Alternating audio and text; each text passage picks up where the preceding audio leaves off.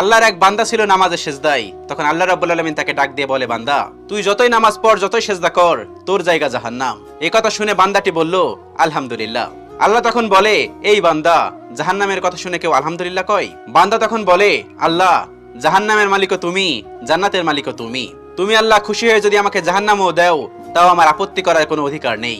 আল্লাহ তখন বলেন, বান্দা, জাহান্নামে গেলে তুই পুড়ে যাবি, তোর খুব কষ্ট হবে। বান্দা তখন বলতেছে, আল্লাহ, কষ্ট শুধু আমার হবে না, তোমারও হবে। আল্লাহ তখন বলতেছে, বান্দা, তুই পুড়বি জাহান্নামের আগুনে, আমার কষ্ট হবে কেন? বান্দা তখন বলে, আল্লাহ, কোনো মায়ের কোল থেকে যদি কোনো বাচ্চা পানিতে পড়ে যায়, তাহলে কোনো মাই দূরে দাঁড়িয়ে থাকতে পারে না, দৌড়ে গিয়ে বাচ্চাকে কোলে নেয়।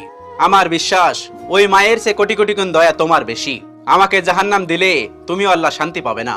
আল্লাহ তখন বলে, বান্দা, এই দলিল তুই কই পাইলি?